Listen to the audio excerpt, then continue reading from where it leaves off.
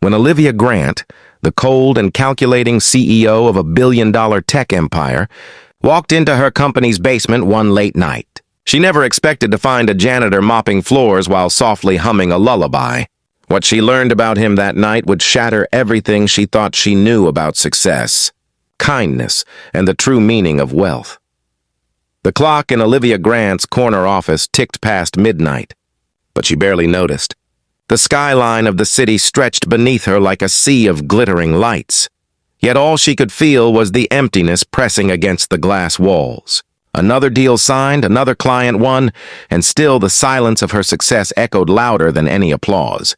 She sighed, closing her laptop and rubbing her temples. The office was dark except for her desk lamp, and she realized she was the last one left again, or so she thought.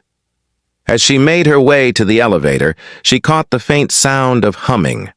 Soft, almost like a lullaby. It drifted up through the stairwell, calm and warm, so out of place in the sterile building that it made her pause. Curious, she followed it down to the maintenance floor. The air there was cooler, the lights dimmer. The hum of the machines replaced by the quiet rhythm of a mop swishing across marble. At the end of the hall stood an older man in a faded blue uniform. His movements were slow but sure, each stroke of the mop deliberate, like he wasn't just cleaning, he was caring for something. His name tag read Samuel. He didn't notice her at first, too lost in the tune he was humming. "You're still here?"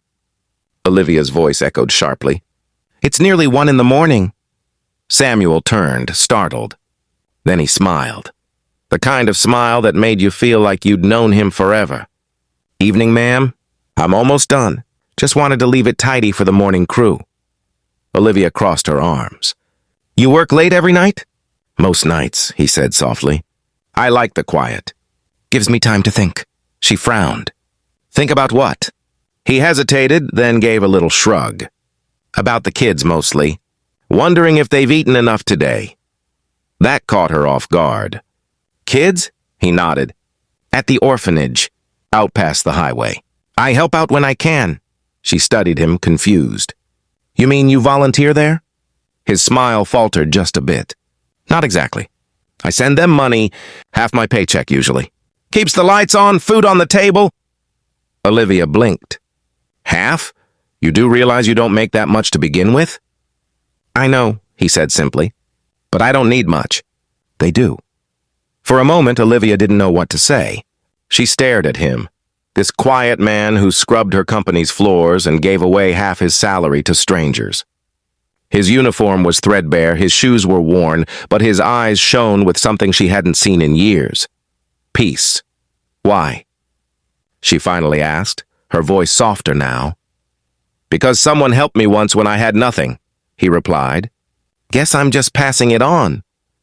When Olivia got back to her office, she couldn't focus. His words echoed in her mind, haunting her. She had built an empire, but she couldn't remember the last time she'd done something that made her feel good. That night, for the first time in years, Olivia didn't open her laptop. She just sat in the dark, thinking about the janitor who gave half his world away, and wondering if maybe he was the richest person in the building. The next morning, Olivia arrived at the office before dawn, but her usual sense of control was gone. She sat behind her glass desk, sipping cold coffee, staring at Samuel's name on the employee list. His file was unremarkable. Maintenance worker, 10 years of service, no complaints, no promotions. But there was something about him that refused to leave her mind. How could someone making so little be capable of such generosity? It gnawed at her, that question, as she stared out at the rising sun gilding the city skyline. Her assistant, Megan, walked in holding a stack of reports. "You're in early," she said. "Everything okay?" Olivia nodded absently. "Do we have any employee charity records? Donations, volunteer work?" Megan looked surprised. "For the executive team?" "For everyone," Olivia said firmly. Megan hesitated, then nodded and left.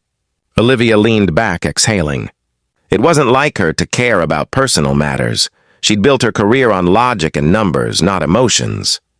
But something about Samuel's calm, steady eyes had stirred something she thought long dead. Later that afternoon, she walked into the break room. something she rarely did. The hum of vending machines filled the space. Samuel was there, quietly fixing the coffee machine. He looked up, surprised to see her. "Morning, Miss Grant," he said, wiping his hands on a cloth. She nodded. "You always this early?" He chuckled. "The floors don't clean themselves." There was a pause. She wanted to say something profound, but all she managed was, "About what you said last night." "The orphanage. How many children are there?" 22, he said after a moment. "Mostly little ones. I stop by on weekends when I can." "And you really send half your paycheck?" she pressed. He smiled again, that humble, quiet smile. "It's not much, but it helps. They don't need pity, Ms. Grant. They need hope. Sometimes that's worth more than money." Olivia swallowed hard. "You're remarkable, Samuel." He shook his head. "Just trying to do my part. The world gave me a second chance once. I owe it some kindness." Those words hit deeper than he probably realized. Olivia had grown up fighting for everything. Scholarships, recognition, survival. She had built her empire on the belief that kindness was a weakness, a distraction from ambition. But here was this man, sweeping floors with a heart so full it made her question everything she stood for. That night, Olivia didn't go home. She sat in her office researching. Hours passed as she scrolled through donation pages, looking for St. Mary's Home for Children, the place Samuel had mentioned. When she finally found it, her breath caught.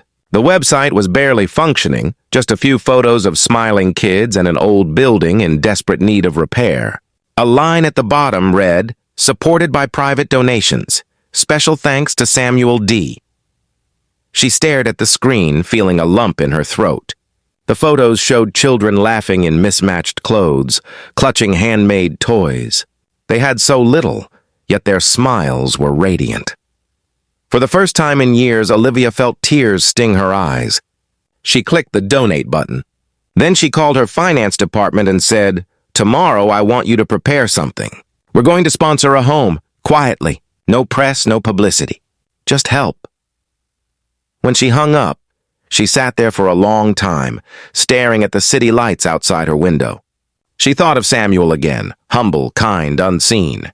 And for the first time in her life, Olivia Grant, the iron-hearted CEO, whispered to herself, "Maybe it's time I stop counting profits and start counting people."